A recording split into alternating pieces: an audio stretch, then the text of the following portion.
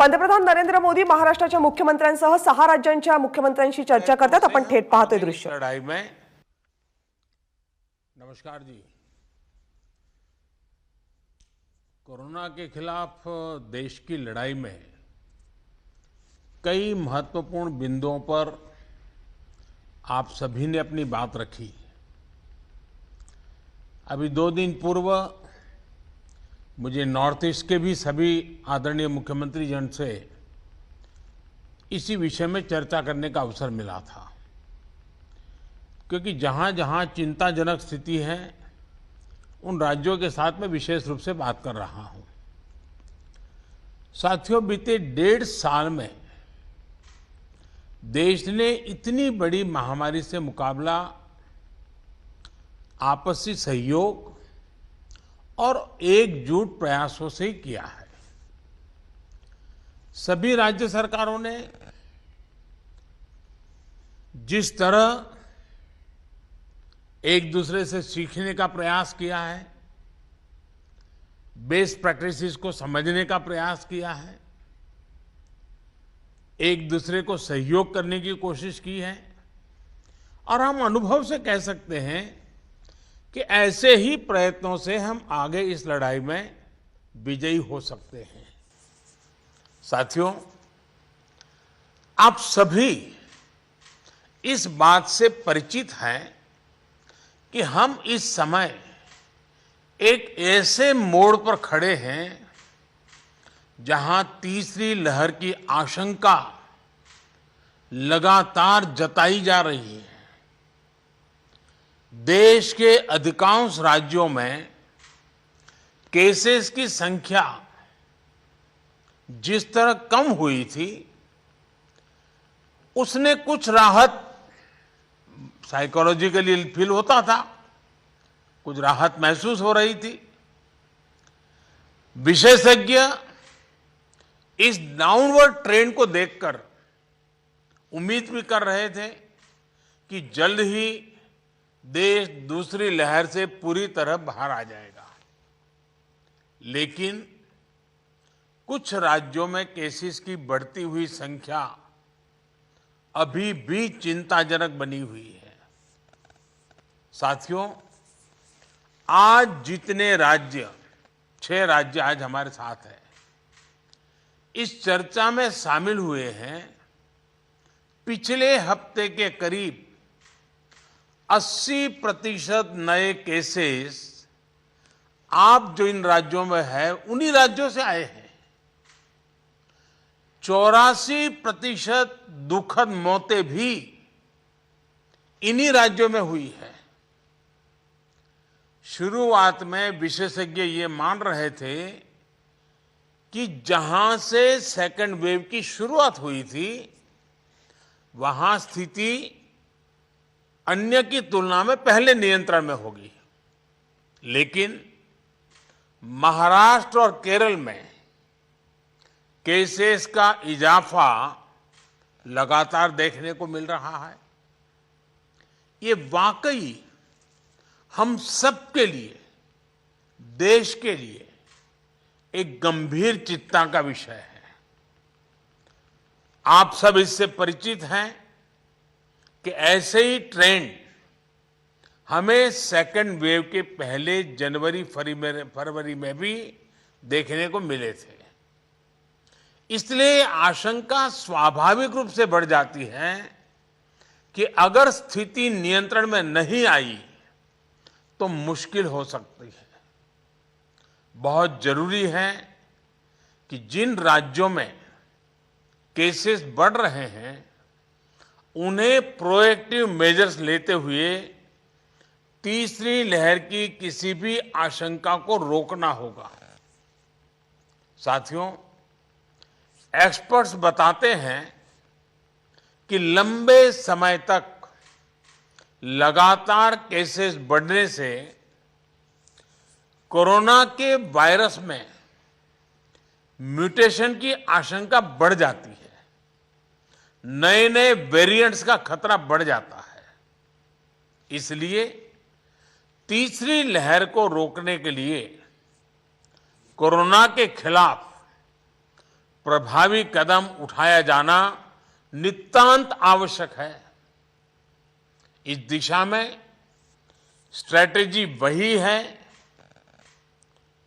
जो आप अपने राज्यों में अपना चुके हैं, पूरे देश ने उसको लागू किया हुआ है और उसका एक अनुभव भी हमें है, जो आपके लिए भी टेस्टेड एंड प्रूवन मेथड है।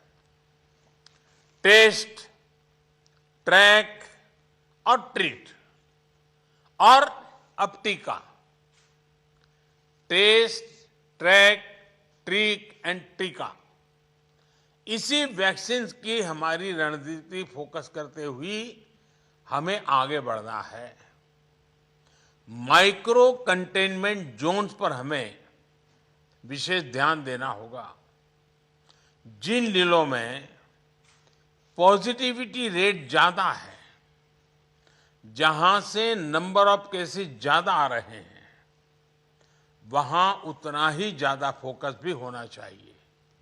अभी जब मैं नॉर्थ ईस्ट के साथियों से बात कर रहा था तो एक बात उभर करके आई कि कुछ राज्यों ने लॉकडाउन ही नहीं किया, लेकिन माइक्रो कंटेनमेंट जोन पर बहुत बल दिया और उसके कारण वो स्थिति को संभाल पाए।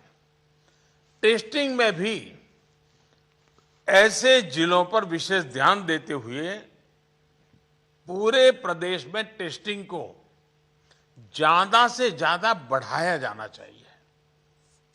जिन जिलों में, जिन इलाकों में संक्रमण ज्यादा है, वहां वैक्सीन भी हमारे लिए एक स्ट्रैटेजिक टूल है। वैक्सीन के प्रभावी इस्तेमाल से कोरोना की वजह से उत्पन्न परेशानियों को कम किया जा सकता है। कई राज्य इस समय हमें जो विंडो मिली है उसका इस्तेमाल अपनी आरटी-पीसीआर टेस्टिंग कैपेसिटी बढ़ाने में भी कर रहे हैं। ये भी एक सराहनीय और जरूरी कदम है। ज्यादा से ज्यादा आरटी-पीसीआर टेस्टिंग वायरस को रोकने में काफी प्रभावी हो सकते हैं। साथियों, देश के सभी राज्यों को नए आईसीयू बेड्स बनाने, टेस्टिंग क्षमता बढ़ाने और दूसरी सभी जरूरतों के लिए फंड उपलब्ध करवाया जा रहा है। केंद्र सरकार ने हाल ही में 23,000 करोड़ 23,000 करोड़ रुपए से ज्यादा का इमरजेंसी कोविड रिस्पांस पैकेज भी जारी किया है। मैं चाहूंगा कि इस बजट का उपयोग हेल्थ इंफ्रास्ट्रक्चर को और मजबूत करने के लिए हो। जो भी इंफ्रास्ट्रक्चरल गैप्स राज्यों में हैं, उन्हें तेजी से भरा जाए। खास तौर पर ग्रामीण इलाकों, रूरल एरियाज, उस पर हमें ज्यादा मेहनत करने की जरूरत है। इसके साथ ही सभी राज्यों में आईटी सिस्टम्स, कंट्रोल रूम्स और कॉल सेंटर्स का नेटवर्क मजबूत करना भी उतना ही जरूरी है। इससे रिसोर्सेज के डेटा, उसकी जानकारी पारदर्शी तरीके से नागरिकों को मिल पाती है। इलाज के लिए मरीजों और परिजनों को इधर उधर भागना नहीं पड़ता।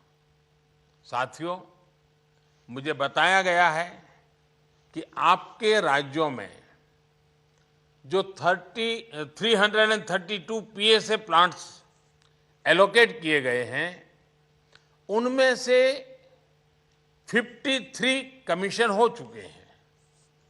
मेरा सभी राज्यों से आग्रह है कि इन पीएसए ऑक्सीजन प्लांट्स को जल्द से जल्द पूरा करें। किसी एक सीनियर अफसर को स्पेशली यही काम में लगाइए और 15-20 दिन का मिशन मोड में इस काम को आप पूरा करवाइए। साथियों, एक और चिंता बच्चों को लेकर भी है। बच्चों को कोरोना संक्रमण से बचाने के लिए हमें अपनी तरफ से पूरी तैयारी करनी होगी। साथियों, हम देख रहे हैं कि पिछले 2 हफ्तों में यूरोप के कई देशों में एकदम तेजी से केसेस बढ़ रहे हैं। अगर हम पश्चिम में देखें, चाहे यूरोप के देश हों, चाहे अमेरिका, इधर हम पूरब में देखें तो बांग्लादेश, म्यांमार, इंडोनेशिया, थाईलैंड बहुत तेजी से केसेस बढ़ रहे हैं और कल्पना बाहर का यानी एक प्रकार से कहीं पर 4 गुना, कहीं 8 गुना, कहीं 10 गुना बढ़ोतरी आई है। ये पूरी दुनिया के लिए और हमारे लिए भी एक चेतावनी भी है, एक बहुत बड़ा अलर्ट है। हमें लोगों को बार बार ये याद दिलाना है कि कोरोना हमारे बीच से गया नहीं है। हमारे यहां ज्यादातर जगहों में अनलॉक के बाद की जो तस्वीरें आ रही हैं वो इस चिंता को और ज्यादा बढ़ाती हैं। इसका जिक्र मैंने अभी नॉर्थ ईस्ट के सब साथियों से बात कर रहा था, उस दिन भी किया था। मैं आज फिर से जोर देकर के इस बात को दोहराना चाहता हूं। आज जो राज्य हमारे साथ जुड़े हैं, इनमें तो कई बड़े मेट्रोपॉलिटन शहर हैं, बहुत सघन आबादी वाले हैं। हमें इसे भी ध्यान में रखना होगा। सार्वजनिक स्थलों पर भीड़ लगने से रोकने के लिए हमें सजग, सतर्क और सख्त होना पड़ेगा। सरकार के साथ साथ अन्य राजनीतिक दलों, सामाजिक संगठनों और एनजीओज को, सिविल सोसाइटी को साथ लेकर हमें लगातार लोगों को जागरूक करते रहना है। मुझे विश्वास है कि आप सबके व्यापक अनुभव इस दिशा में काफी काम आएंगे। आप सबने इस महत्वपूर्ण बैठक के लिए समय निकाला, इसके लिए आपका बहुत बहुत धन्यवाद। और जैसे आप सभी आदरणीय मुख्यमंत्री जी ने उल्लेख किया, मैं हर पल अवेलेबल हूं, हमारा संपर्क बना रहता है।